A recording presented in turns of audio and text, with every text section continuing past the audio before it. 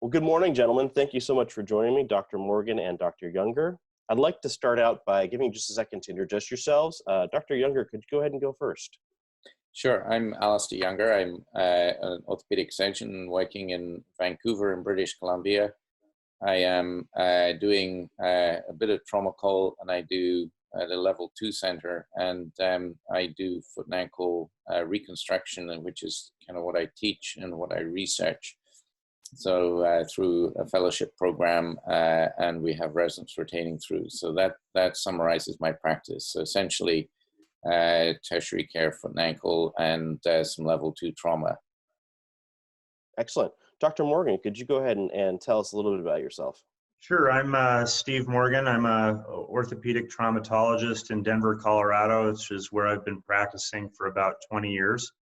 My formal training was at the University of Southern California residency program in Los Angeles for orthopedics, and then I completed an orthopedic trauma fellowship in Charlotte, North Carolina with Jim Kellum and company back in the late 90s, and then I've been practicing primarily orthopedic traumatology at several level 1 trauma centers here in Denver, first in an academic setting, and now we just train fellows.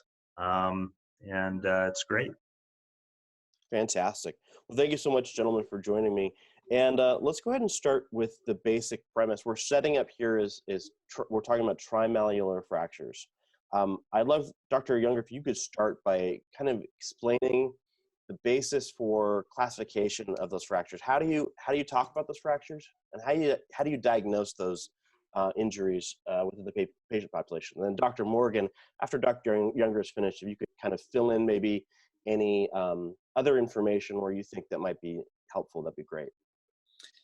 Sure. Well, trimalleolar fractures indicate that there's 3 fractures around the ankle, that you've got a fracture of the fibula, either a Weber B or a Weber C, a posterior malleolar fracture, which can have a number of different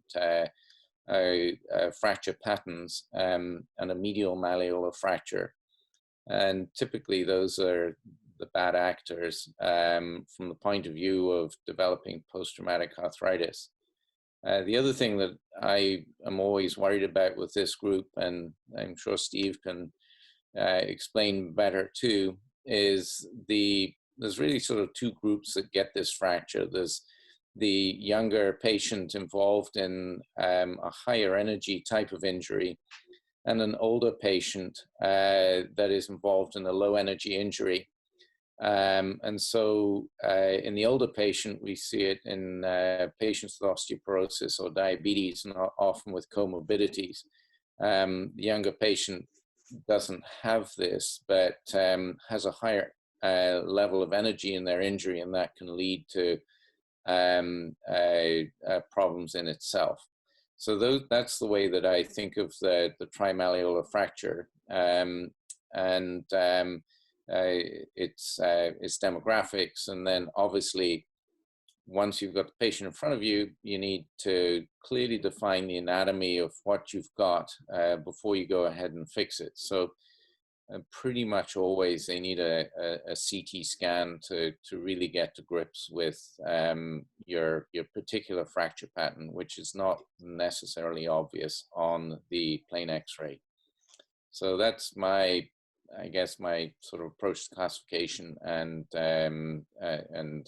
how it affects treatment. Excellent. Dr. Morgan, could you share your classification diagnosis for trimalleolar fractures with us?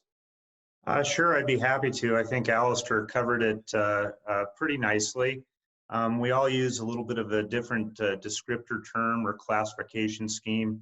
The Weber classification, I think, is great for addressing the level of the fibula fracture. For trimalleolar ankle fractures, I think, as Alastair pointed out, just simply a description of the location of the fracture is probably the easiest way to communicate about the type of fracture that you have.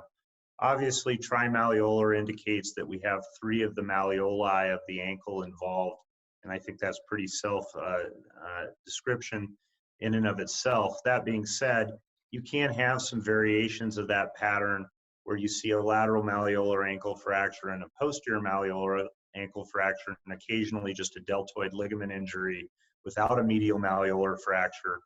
Sometimes we can see some, what they call the Chaput fracture fragment, where we have a avulsion at the anterior tibiofibular ligament on the anterior lateral aspect of the pylon, which would be another variation of the trimalleolar ankle fracture. I primarily, where I would differ a little bit with Alastair, is I don't tend to use advanced imaging very frequently on these fractures, unless I'm not clear based on the plain x-rays about the orientation of the fracture lines or its extent.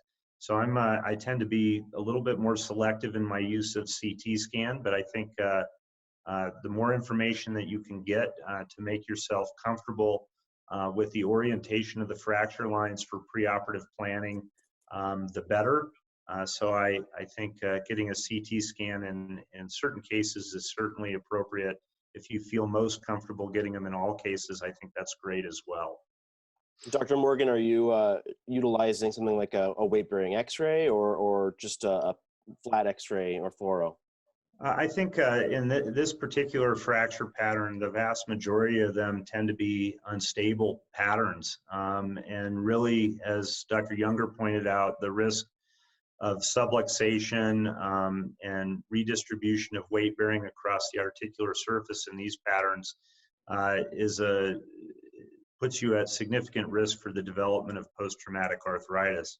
So unlike an isolated lateral malleolar ankle fracture without an obvious medial-sided injury, a stress view or a weight-bearing view is not going to be practical or useful in these patients. Just a follow-up comment to Dr. Younger's, I think a great other descriptor is that I agree with is the difference between a higher energy fracture pattern in a young person with good quality bone versus our older population that frequently has the medical comorbidities, particularly diabetes, usually low energy patterns. And I think these are a whole different animal that might require a whole different treatment approach in terms of functional rehabilitation. So those are really two separate groups, and I agree strongly with that. Fantastic.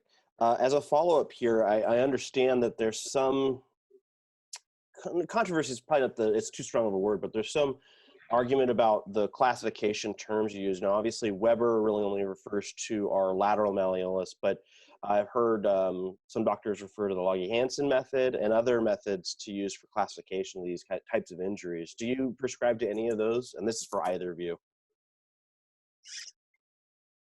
I think that the classification is less important than really recognizing the fragments and what's going on. So, you know, a lot of the time you end up sort of looking at the fracture and then you end up classifying it, and then you have to sort of almost declassify it to then work out how you're going to fix it. So I think the beauty of classifications is first of all, it allows you to go to the literature and work out what people are talking about is the same thing that you're dealing with. And the other thing is to try and get some discipline in how you actually sort of think about how this fracture occurred or what fragments are present. So AO classification is more about defining what bits are there, and the Logge-Hansen is more about defining the nature of the injury.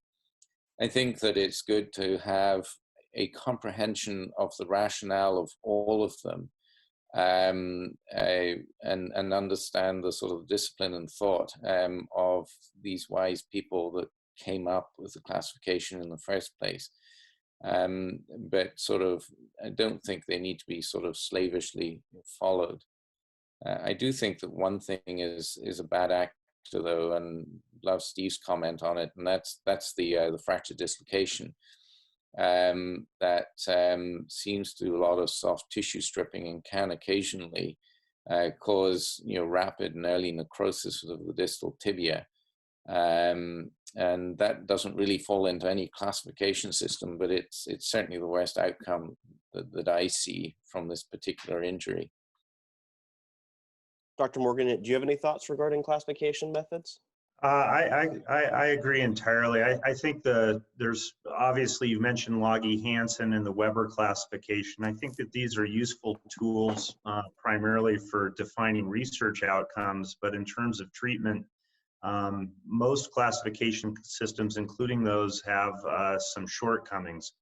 One, they don't describe the soft tissue injury that Dr. Younger just mentioned, which is important in determining outcome, particularly whether it's an open or closed injury, or the severity of the soft tissue injury with closed injuries. So they don't really account for that. Two, there's a relatively large degree of observer variability when those classification systems are used.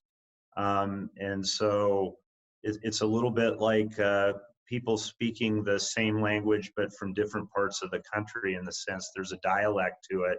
And so we don't always agree.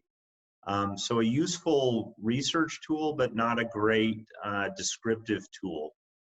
So I think just describing the injury, the location of the bony injuries and the soft tissue injury is really a more useful way of communicating the fracture pattern.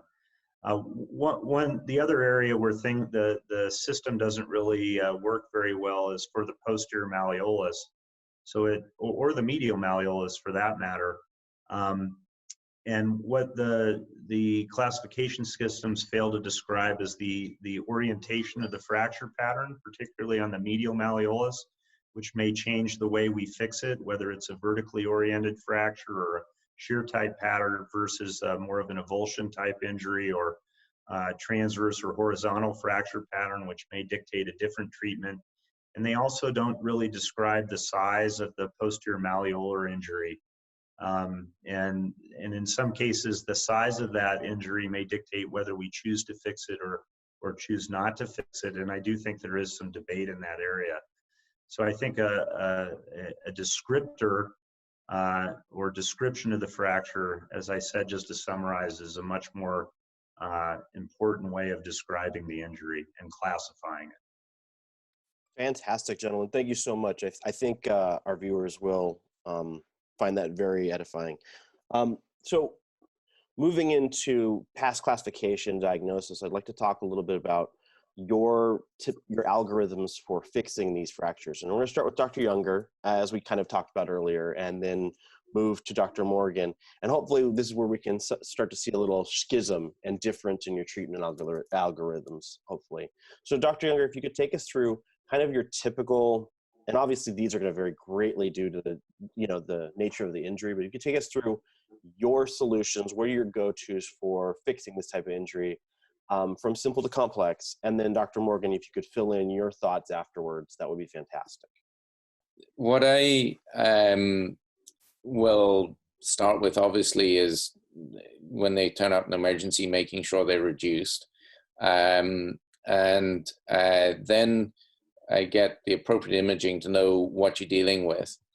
Assuming it's an unstable trimalleolar ankle fracture, almost all of them are surgically treated. And so I'll then think about what am I going to do for each particular fracture.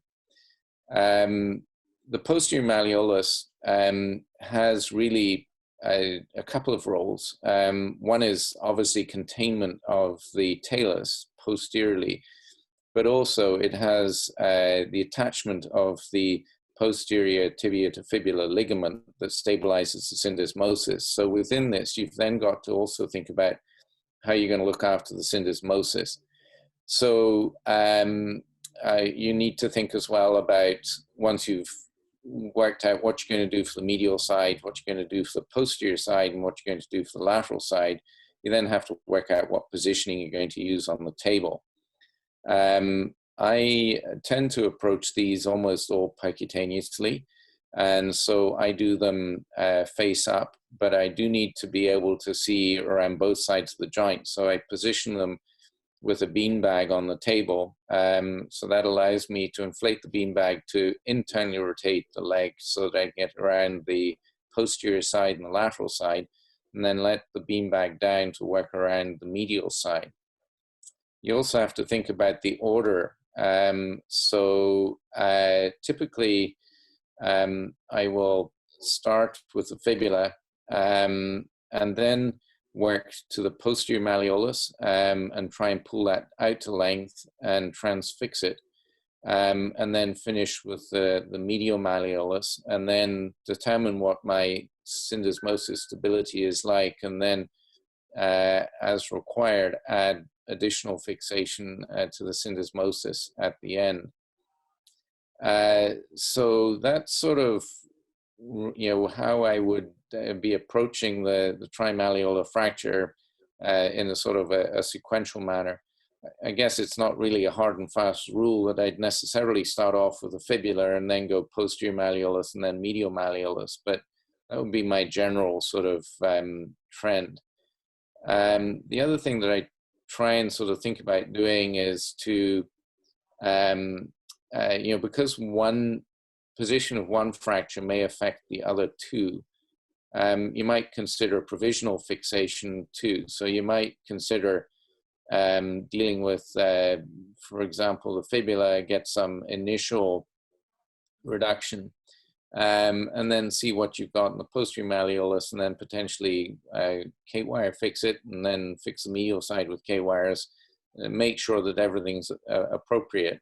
But if you don't get the posterior malleolus right, for example, then sometimes it's hard to get the medial side right. So in general, you want to think about exposure. You want to think about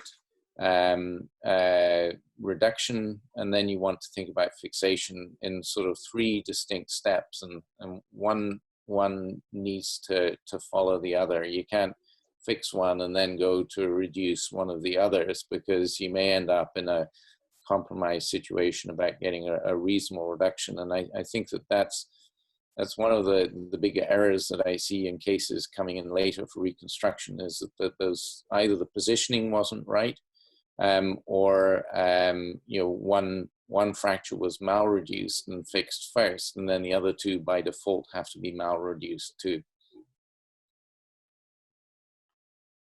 Great. Dr. Morgan, can you tell me a little bit about what your solutions and what your go-tos for this injury are? Well, I think when it comes to definitive fixation, and just a comment on initial presentation, and probably a little bit difference in practices. In an acute trauma patient, first we differentiate their other injuries. If the ankle can't be adequately managed and reduced in a splint, we might consider application of an external fixator to hold it in a reduced position, or sometimes, and maybe controversial, simple transarticular pin through the heel and cut off underneath the skin just to hold the ankle in a reduced position and splinted until the patient's overall condition stabilizes and their soft tissue injury resolves to allow definitive fixation. Might be how we start off. For me, I think positioning is key. I prefer to do a trimalleolar ankle fracture if I choose to fix the posterior malleolus based on my preoperative plan. I like to do those prone. So I try to come up with the treatment plan first, and then the positioning second. Obviously, that's not absolute, and sometimes when we think we have small posterior mal fractures, and you might start out in the supine position in the ankle, despite fixation of the medial and the lateral malleolus is still subluxating posteriorly, then we do have to deal with the posterior malleolus in the supine position. And I find that difficult because I tend to like to openly reduce those and look at the extra-articular pattern. And that's hard to do for me, supine. I think if you're a good percutaneous fixer of the posterior malleolus, then supine positioning is probably really ideal for you. I will tell you, fixing these fractures in the prone position is not always easy. It's a little bit disorienting. And while it gives you typically good visualization of the posterior malleolus, when it comes time to fix the medial malleolus, it's a little bit difficult because it's always internally rotated and doesn't quite present itself as if as when you're in the supine positioning. As a general rule of thumb, I like to fix them sequentially, starting with the fibula.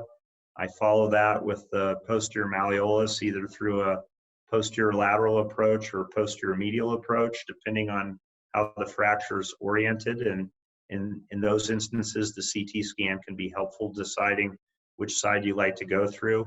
And then I like to save the medial malleolus for last for a couple of reasons. It gives me a window into the joint and some fracture patterns to potentially observe or palpate with a small elevator the reduction of the posterior malleolus.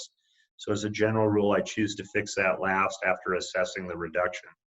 I think really the points that Dr. Younger made are right on, starting with the fibula. If you malreduce the fibula typically, and you go in a sequential fashion, each subsequent reduction will become more difficult or impossible if you don't bring the fibula out to length. So I think that's really probably of the three locations of injury. If you're going to start with the fibula, you really have to be spot on, first with its restoration of length, and secondary with its restoration of rotational alignment. And I think that that's probably key. Other than that, I don't have anything to add or disagree with Dr. Younger on. So it sounds like you guys have, you're doing things in the same order, roughly. You're starting the lateral, starting with the fibula, moving to the posterior and the medial sequentially, right? But you're going about it from two different sides of the body. Do you think that idea, comes from your training? Is it experience? Where did you guys come up with that? That's my approach. Let's start with Dr. Morgan, just for a change of pace. I think I would say that, it's the practice of medicine, right? So things change over time. I would say initially when I started out, I had a somewhat of a reluctance to go prone. I don't know why necessarily. It's a little bit more difficult to position them.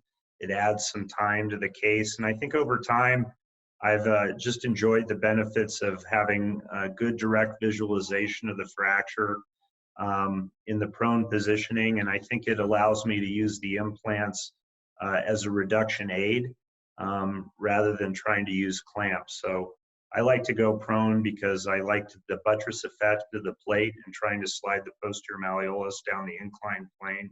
I find that to be a powerful tool, but it's something I wouldn't say I use all of the time, but over the course of my practice for the last 20 years, I would say that I've progressed from more of a less aggressive fixer of the posterior malleolus to a more aggressive fixer. And I enjoy the prone positioning as perhaps a new challenge. But I do think in my hands anyways, it allows me to get a more accurate reduction. And Dr. Younger, any thoughts on that question?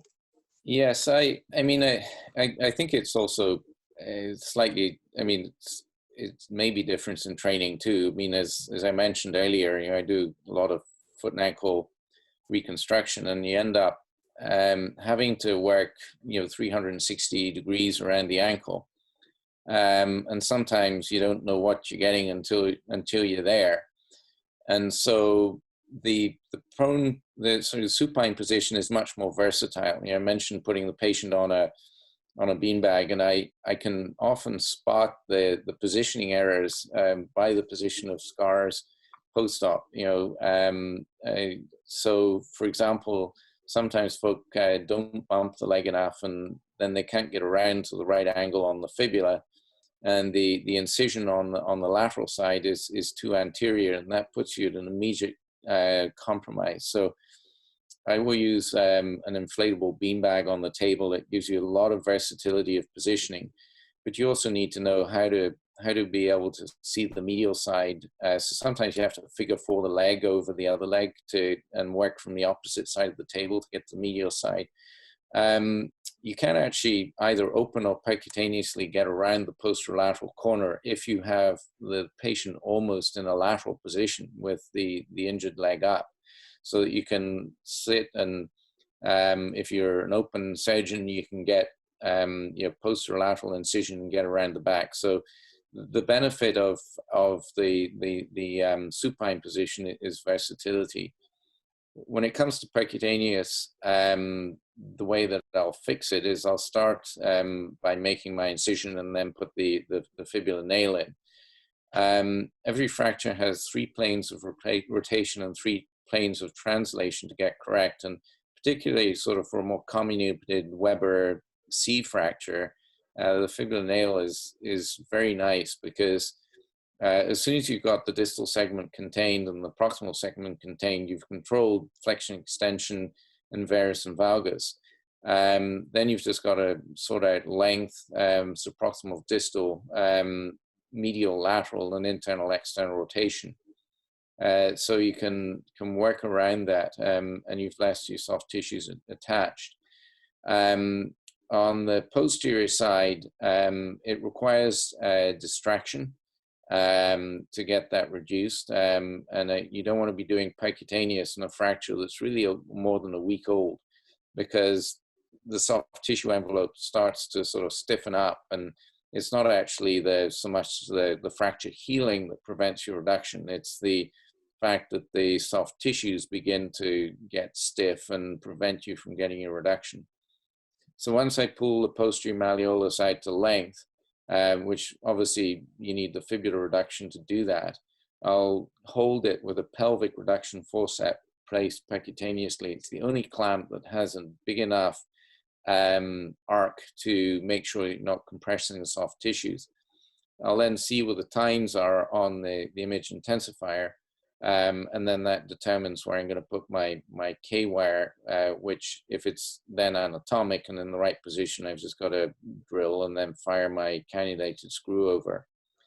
On the medial side, again, percutaneous fixation you can achieve if the first 2 fractures are where they need to be. And I'll the medial side may be actually the hardest one to do percutaneously, depending on the degree of comminution.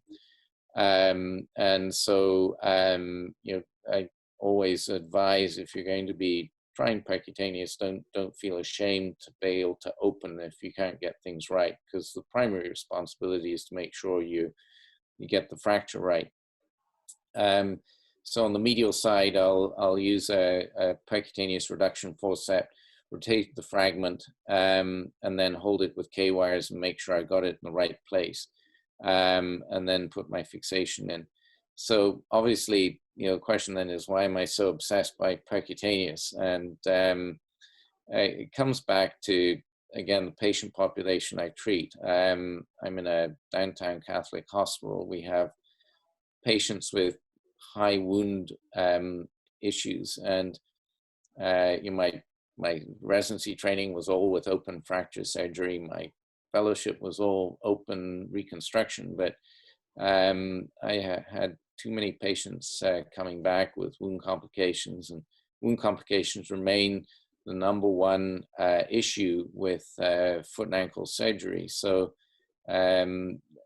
this allows you to, by minimizing the incision, reduces the risk of a wound breakdown, and hence, using, for example, the percutaneous techniques for the patients with diabetes, where a wound complication is way more relevant than a slight malreduction of the fracture.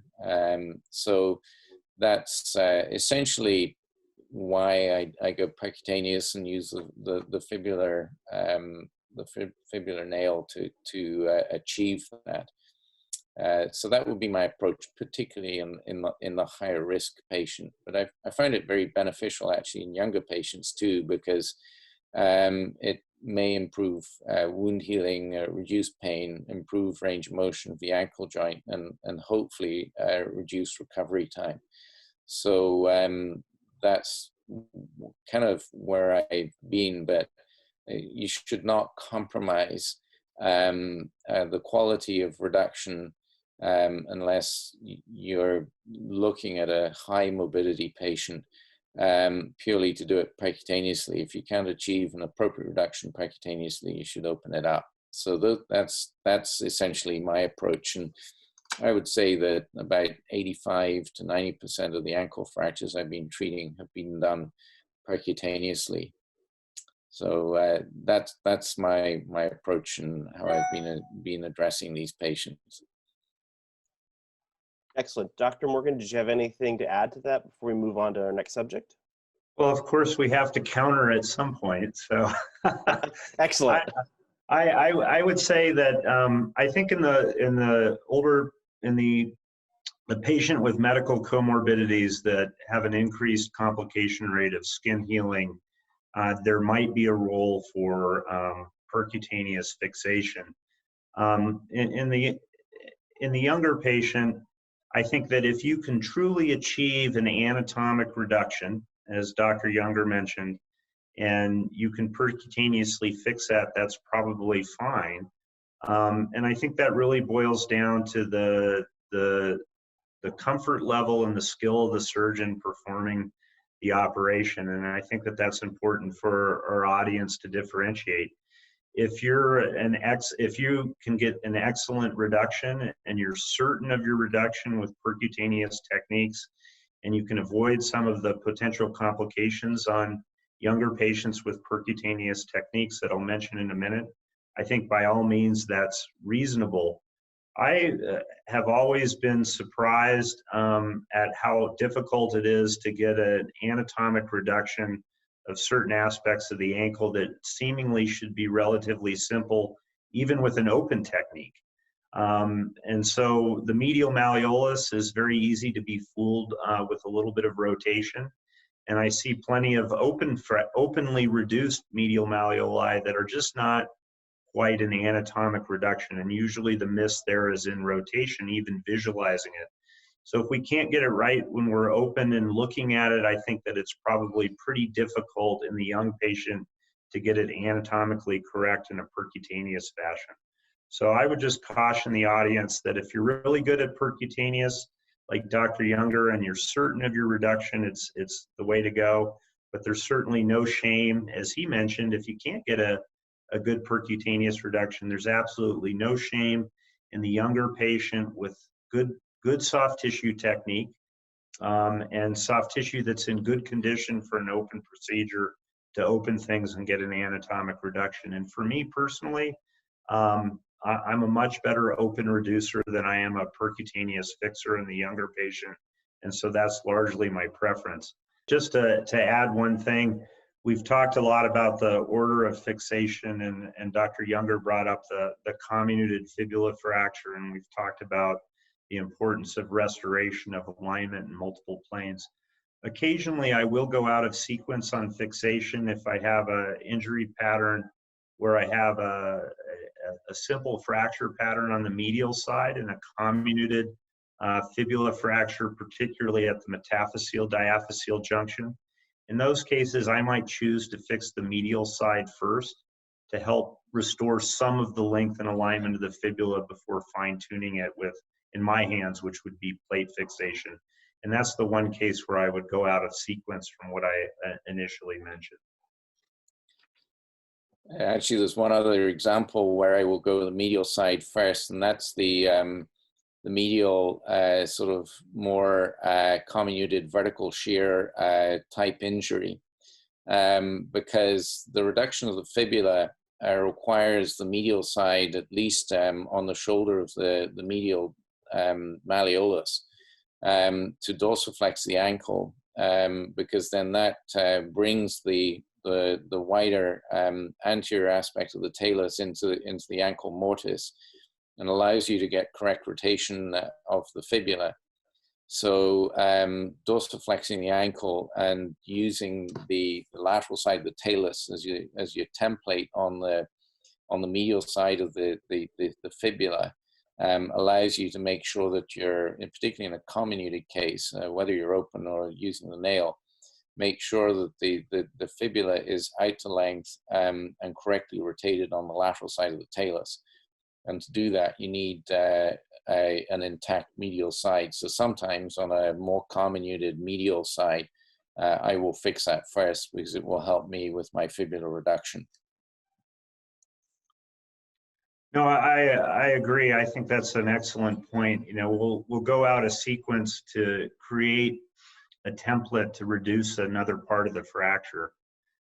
It's interesting, the other thing that came to my mind when you were just talking about needing to dorsiflex the ankle, and maybe one of the differences in positioning for us might be the amount of help we have. And I think that's always important for individual surgeons to take into account. Do you have one assistant?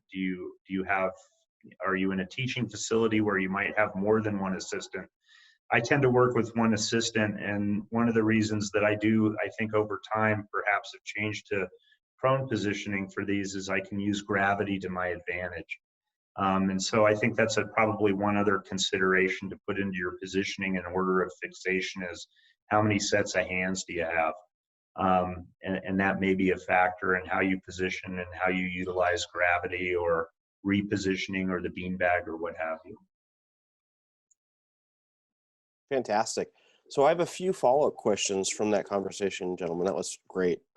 So when it comes to, we know with pulling the fibula out to length is something that's important. How are we treating avulsion type injuries in either medial or the lateral malleolus?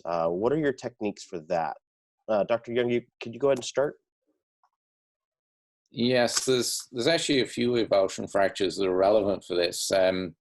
We mentioned the tubercle of Chaput, which is really an avulsion fracture of the anterior tib fib ligament. And so if you've got the anterior tib fib ligament and the posterior tib fib ligament anatomically reduced through avulsion fractures, that's actually sort of almost a freebie. It's a way of stabilizing the syndesmosis. The avulsion fracture on the medial side, the medial malleolus, is really sort of it's an indication of a deltoid ligament avulsion, and so you need to sort of treat it almost like a deltoid ligament repair. So it may most of the time the fragment's too small to transfix, and if you try, you may end up with the whole thing just fragmenting, at which point you need to repair the medial side. And I'm more of a deltoid ligament repairer than a lever, because I think that it helps you stabilize the syndesmosis by pulling the talus back in position. On the lateral side, the tip of the fibula, again, that's a Weber A fracture, an avulsion fracture of the tip of the fibula, is in essence a ligamentous injury too, and essentially requires you to repair the lateral collaterals. The time that you might see this in sort of more of a Weber or a trimalleolar fracture pattern is an ankle in which it's full into the varus. You've got a medial vertical shear fracture with possibly impaction of the medial side of the distal tibia, an avulsion injury to the tip of the fibula with possibly a posterior malleolar injury. That's the time that you see the avulsion in the trimalleolar environment. So that would be my approach to each of those avulsion injuries. I would probably say that I'm probably not much of a ligament fixer, with one exception, particularly on the medial side. And that would be without a significant fracture that's fixable, it would be the incarcerated deltoid ligament that doesn't allow complete concentric reduction of the ankle joint. In those particular cases, I'll open the medial side, I'll extract the deltoid ligament, and then simply because I'm there, I'll repair it with some suture anchors, or if it's a mid-substance tear, with some suture. But generally, it's usually avulsed off the medial side, and some simple suture anchors of some sort or description to repair the deltoid ligament is useful, and certainly does confer some stability to the syndesmosis if it's injured. But as a matter of routine, I won't go over there and fix that. I'll let the ligament heal on its own after restoring the lateral side. This is probably a philosophical difference, or more of a personality difference between the classically trained foot and ankle surgeon and the trauma surgery approach, and it probably really is a training approach difference. I'm not quite to the ligament specific fixation that I think Dr. Younger is alluding to, and I'll just blame that on my training and probably my personality. Fantastic. Well, let's continue to kind of talk about ligaments. So I've done a few of these interviews now, and what I've heard is that there's certain times when you do a perfect reduction and we put perfect in quotes, but we do an anatomic reduction of the trimal, and then we don't have to treat the syndesmosis because we've got the structures around it repaired to a degree. And then on the other side, we've had surgeons who's told us, you aren't going to be hurt by throwing a screw in there or some kind of tightrope device, so do it. Where do you guys fall on that? Repair the syndesmosis. Is there an algorithm for that, or are you finding when I see this, I absolutely have to do this? Dr. Morgan, why don't we start with you and kind of what your thoughts are on repair of the syndesmosis injury?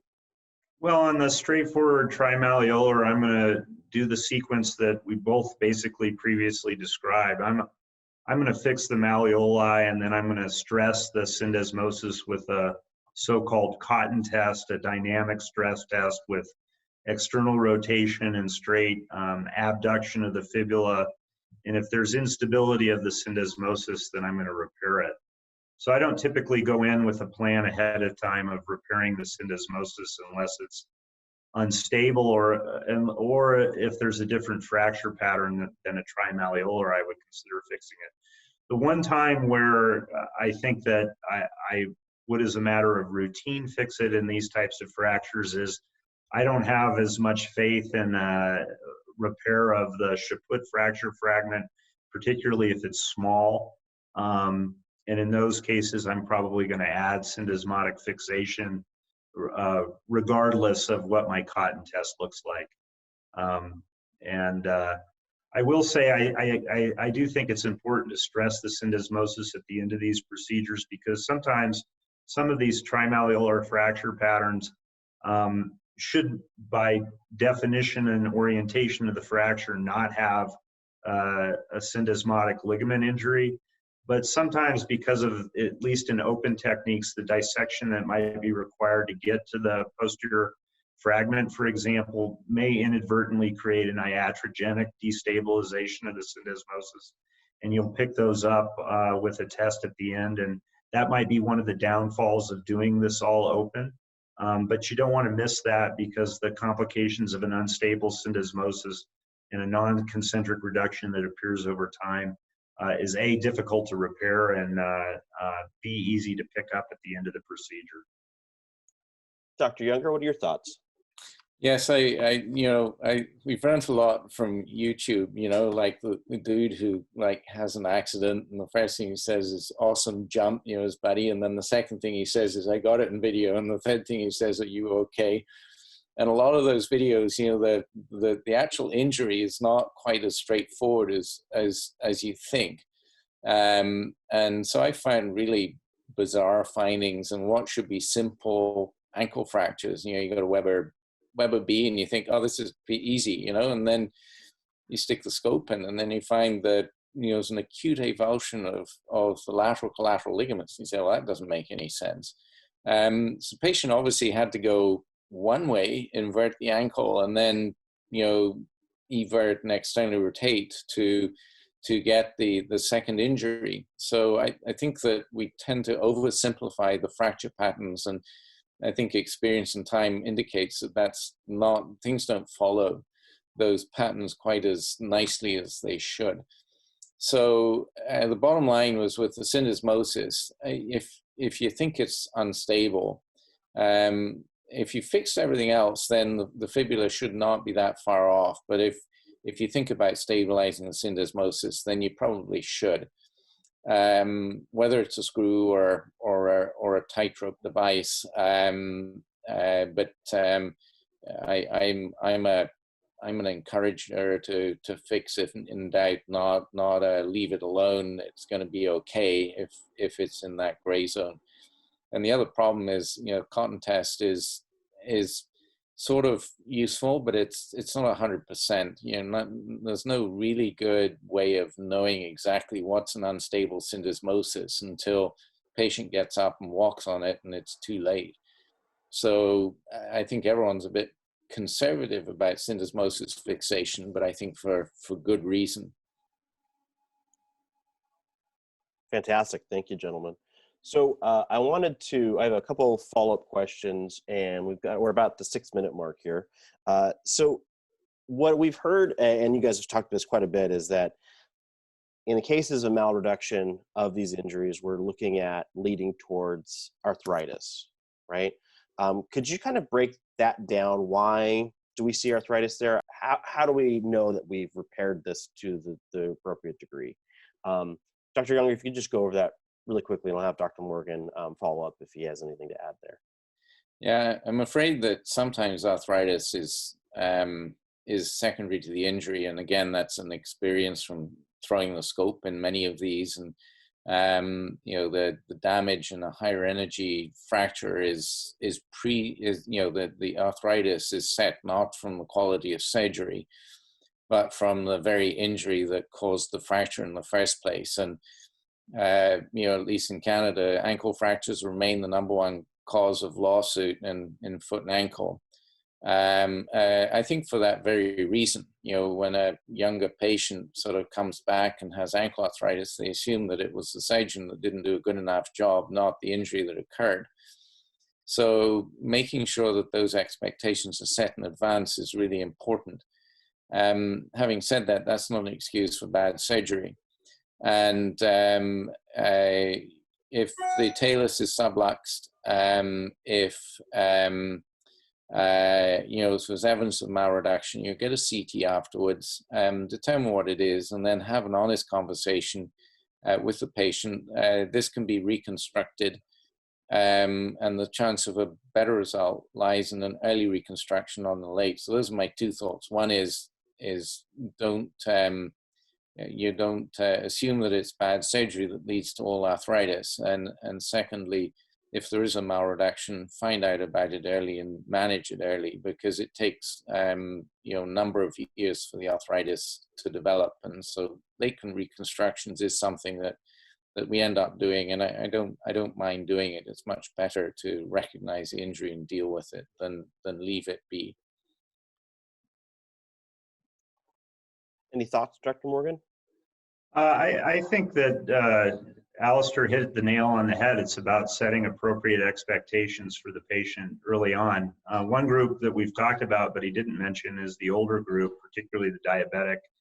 I think in that population, if Charcot-arthropathy hasn't already set in and it isn't partially the etiology of the fracture that you're seeing, certainly in the diabetic patient, they are at risk following an ankle fracture to develop Charcot-arthropathy, which of course is a devastating, complication of both diabetes and the trauma in these patients. So it's important to mention that up front. In addition to that, I think particular time should be spent with the patient with a fracture dislocation of the ankle or an open dislocation of the ankle, where that there's been a significant shear force applied to the cartilage.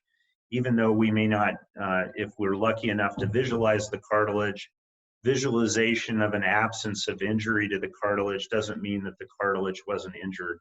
And that group of patients, I think, is at particular risk for the development of chondrolysis and subsequent post-traumatic arthritis. The other thing that all we can control as surgeons, as Alastair mentioned, is the reduction and the quality of the reduction and the fixation. One common pitfall is to not address bony impaction that you can see either in the anterior lateral aspect of the tibia or in vertical shear fractures of the medial malleolus. Doesn't mean that we can always reduce them anatomically, but to miss or not recognize them and make an attempt at fixing them might put the patient at risk for the development of post-traumatic arthritis. So an important thing to look for when assessing your radiographs and in certain instances, your preoperative CT scan. Fantastic. Dr. Morgan, we've got about 2 minutes left. Do you have any final statements there you'd like to make regarding trimalleolar fractures and their treatment? Anything, kind of like well, the big elephant in the room that we haven't really had a chance to debate is how are you going to fix that comminuted lateral malleolus? And I know the audience will figure out very quickly that, especially if we show them any x-rays, that I'm going to plate that and Alastair's going to put a nail in it. And I'd like to hear what's wrong with plating them, Alastair. Yeah. I have broad shoulders. Well, you know, when you're looking at that plate through the incision and the patient's down in the emerge department and there's pus around it, you kind of like go, I wish I'd stuck a rod in. That's the only answer I have to say.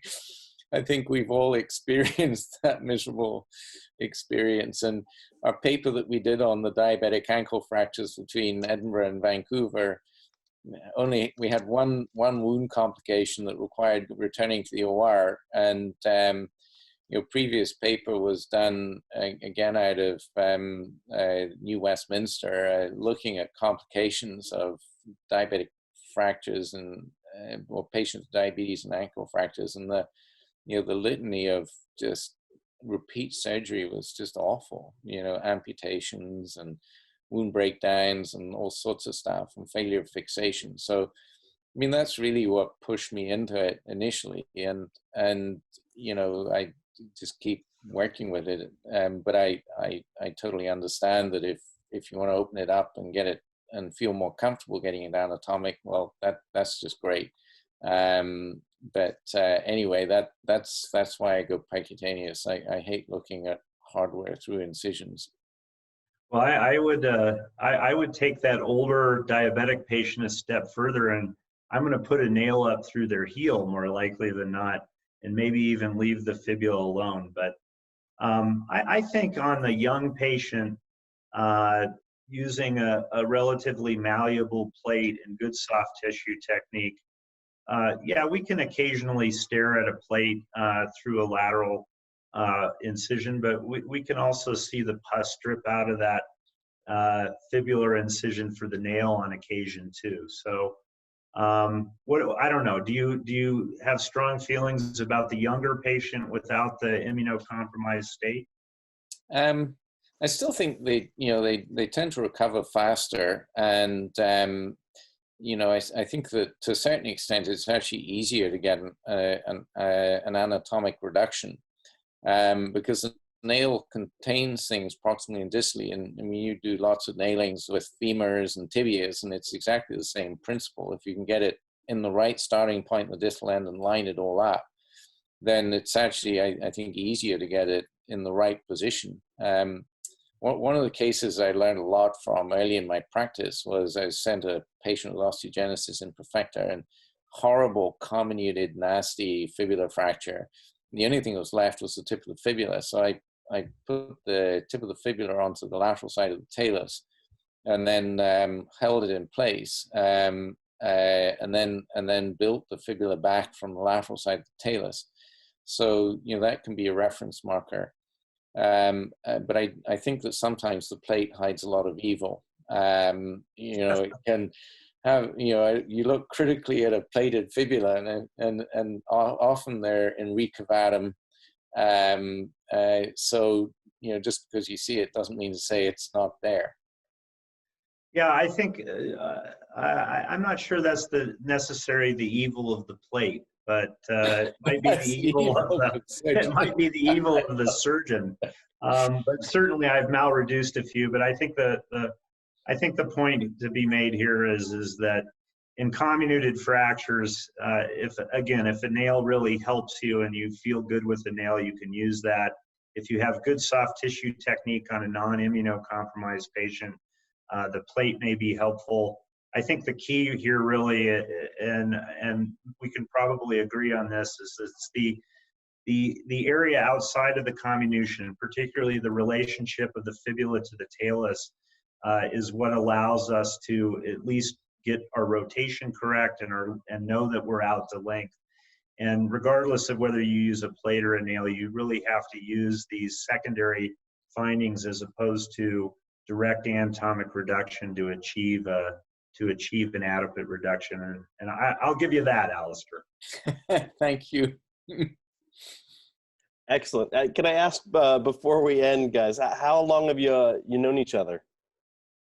4 or 5 years. Yeah. A few years.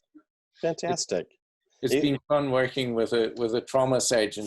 Like, it's slightly different circle but it's always great to get you know, a different perspective and a different reality on treating these injuries. Oh, I would completely agree. Until I met Alastair, I didn't realize that those small ligaments were so important. It's a prior thought process was small ligaments were kind of like small towns to Napoleon. Yeah. So no, I think the exchange has been great, and that's the great thing about this is there's a lot of different ways to skin a cat, so to speak, and you know, certainly I found myself adopting some of those things in my own practice. Thank you, Dr. Morgan. Thank you, Dr. Younger, and have a great afternoon. Thank you. Right. You too. Bye-bye. Wash your hands. Yes, sir. Bye-bye. Bye.